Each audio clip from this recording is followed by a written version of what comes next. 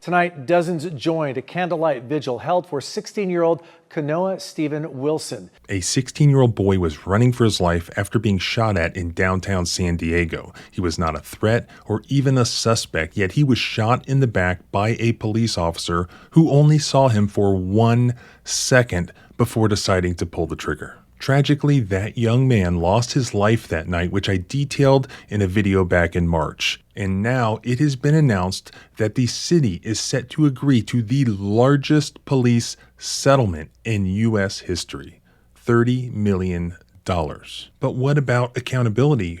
What happens to the police officer who was responsible for the largest police settlement in U.S. history? You're really not going to believe this, or maybe you will.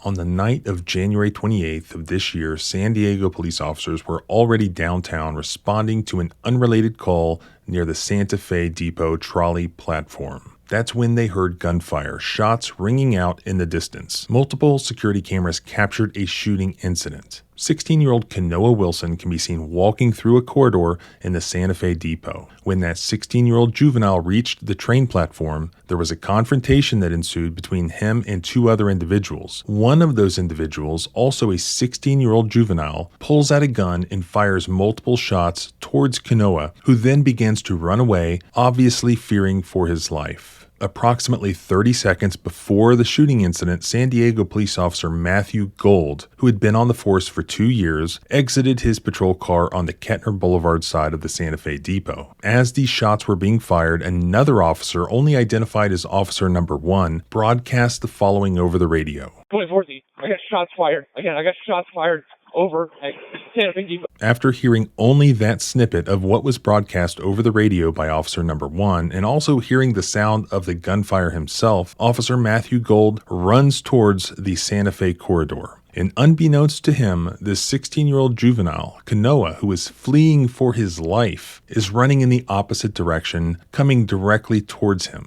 Officer Gold arrived at the corridor entrance at about the exact same time as Kanoa, who again is running away from the shooting incident. As they are about to collide, Officer Gold's body cam is on, and we can hear the audio of what was said and also what was not said.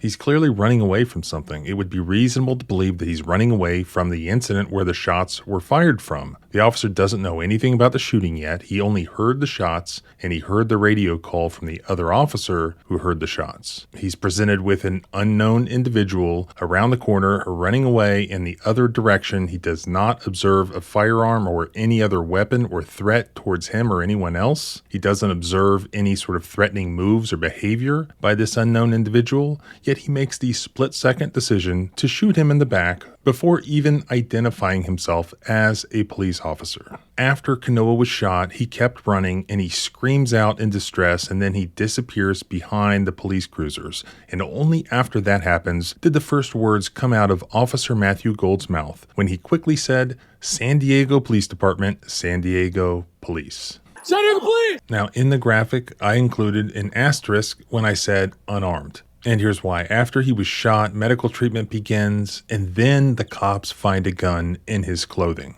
And apparently he needed one because he had been receiving threats from, I guess, local gang members, and he had literally just actually been shot at just before being shot by the police. As far as I can tell, it's undisputed that the police officer or no police officer observed that gun until after the shooting had already occurred. Yet what is the main thing that law enforcement, that the government, even before the investigation was ever completed, wanted the public to know about the shooting?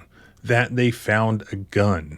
And it was a main component of their presentation via their own YouTube video to the public. The cops are saying, look, at least we shot somebody who had a gun who should not have had a gun. But if we take out the fact that this was a 16-year-old who wasn't supposed to have one, even though if he was older, he could, even in California, looking at it objectively, not knowing his age, just like the police officer who shot did not know, he's running away from being shot at. Again, perhaps he did need a gun. So it's very likely just a red herring. But what is actually relevant to the courts, to the law under the Fourth Amendment, is that police officers cannot just shoot somebody because they're scared. The Supreme Court laid this out in Tennessee versus Garner back in 1985. Deadly force is only justified if the police officer has probable cause to believe that the suspect poses an immediate threat of death or serious bodily harm to the police officer or to anyone else. So let's apply that to this fact pattern. Shots are fired from somewhere. This 16-year-old is running away from the area where those shots came from. Officer Gold doesn't see him shoot, doesn't see anyone shoot, doesn't see a gun in his hand or in his possession, and he doesn't give any clear warning or any warning at all before shooting this kid, doesn't even identify himself as a police officer.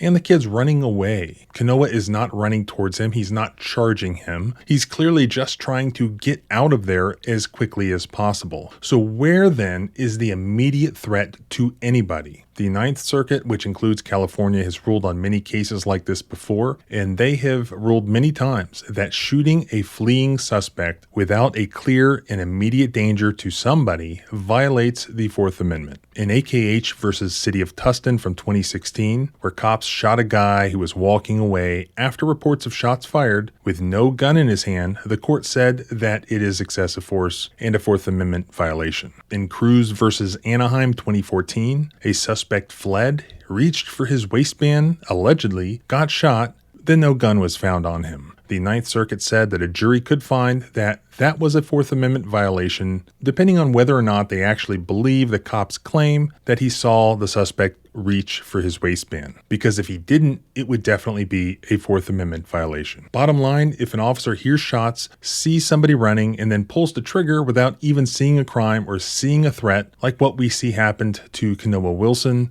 it's almost certainly going to be a Fourth Amendment violation, and the federal courts and the Ninth Circuit are almost certainly going to deny qualified immunity to any officer who shoots, especially a 16-year-old, under those circumstances. Fleeing alone does not greenlight deadly force, even if an officer hears shots.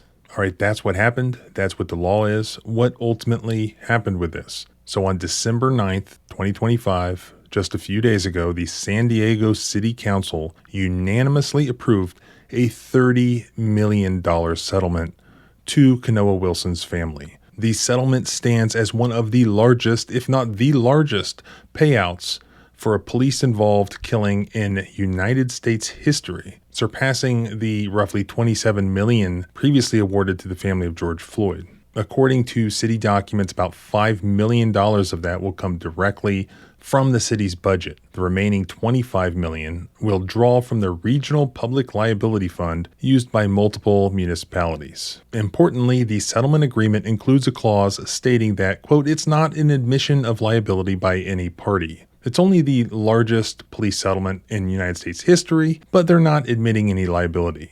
It's only $30 million of taxpayer money. And this is outrageous. The officer involved who shot this kid in the back running away remains under administrative assignment while internal review continues. So it's clearly a bad shoot. It's so bad, in fact, that we are going to pay the largest amount ever paid for any police officer in U.S. history that ever did anything wrong. But we're still not going to fire you. We're not going to prosecute you, at least not yet. We're just going to keep you under administrative assignment while we continue to review whether you did anything wrong, even after we pay $30 million of the public's money. So how do we take these people seriously that they're going to do something about the bad apples of the police misconduct when here is the largest settlement in U.S. history and they haven't done anything with the officer, they haven't prosecuted the officer? It couldn't be much more of a bad shoot, and yet still no accountability yet for the officer.